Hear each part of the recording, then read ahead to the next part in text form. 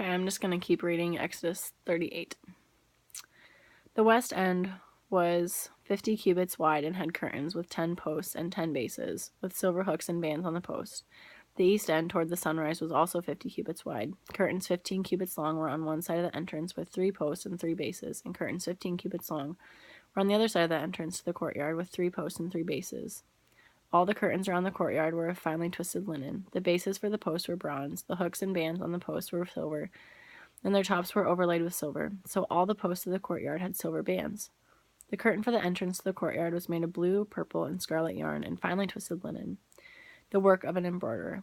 It was 20 cubits long, and like the curtains of the courtyard, 5 cubits high, with 4 posts and 4 bronze bases. Their hooks and bands were silver, and their tops were overlaid with silver. All the tent pegs of the tabernacle and of the surrounding courtyard were bronze.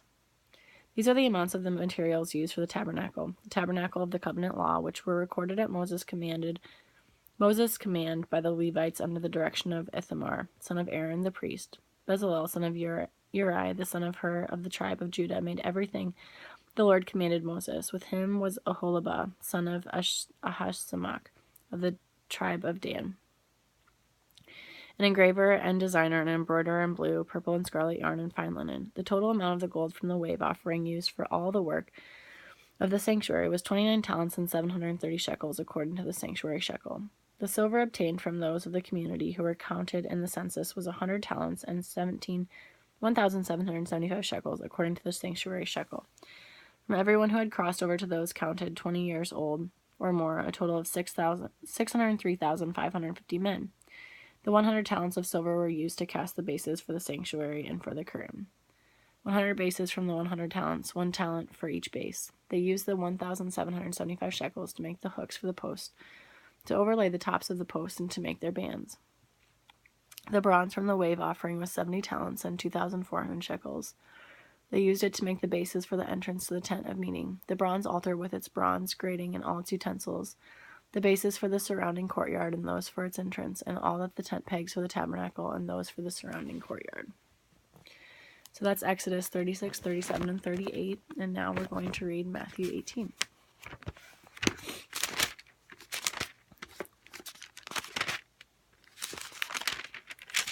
At the time the disciples came to Jesus and asked, "Who then is the greatest in the kingdom of heaven?"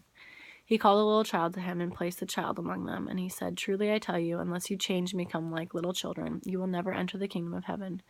Therefore, whoever takes the lowly position of this child is the greatest in the kingdom of heaven, and whoever welcomes one such child in my name welcomes me. If anyone causes one of these little ones, those who believe in me, to stumble, it would be better for them to have a large millstone hung around their neck and to be drowned in the depths of the sea. Woe to the world because of the things that cause people to stumble. Such things must come, but woe to the person through whom they come. If your hand or your foot causes you to stumble, cut it off and throw it away. It is better for you to enter life maimed or crippled than to have 2 hands or 2 feet and be thrown into eternal fire. And if your eye causes you to stumble, gouge it out and throw it away. It is better for you to enter life with 1 eye than to have 2 eyes and be thrown into the fire of hell. See that you do not despise one of these little ones, for I tell you that their angels in heaven always see the face of my Father in heaven. What do you think? If a man owns 100 sheep and one of them wanders away, will he not leave the 99 on the hills and go to look for the one that wandered off? And if he finds it, truly I tell you, he is happier about that one sheep than about the 99 that did not wander off. In the same way, your Father in heaven is not willing that any of these little ones should perish.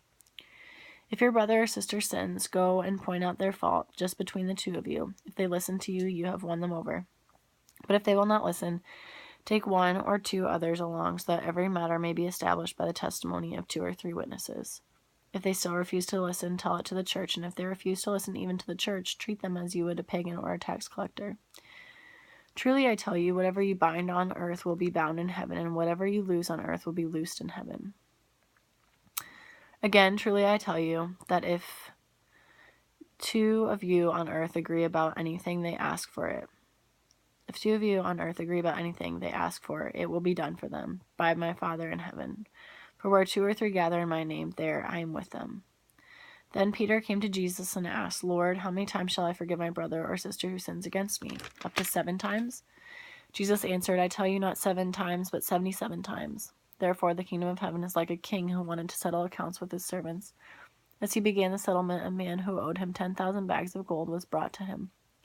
Since he was not able to pay, the master ordered that he and his wife and his children and all that he had be sold to repay the debt. At this, the servant fell on his knees before him. "Be patient with me," he begged, "and I will pay back everything." The servant's master took pity on him, canceled the debt, and let him go. But when that servant went out, he found one of his fellow servants who owed him 100 silver coins. He grabbed him and began to choke him. "Pay back what you owe me," he demanded. His fellow servant fell to his knees and begged him, "Be patient with me, and I will pay it back." But he refused. Instead, he went off and had the man thrown into prison until he could pay the debt. When the other servants saw what had happened, they were outraged and went and told their master everything that had happened. Then the master called the servant in. "You wicked servant," he said, "I canceled all that debt of yours because you begged me to. Shouldn't you have had mercy on your fellow servant just as I had on you?" In anger, his master handed him over to the jailers to be tortured until he should pay back all he owed.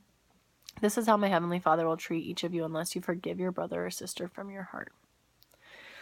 So that is for day 62, Friday, August 11th, 2017, and we read Exodus 36, 37, 38, and Matthew 18.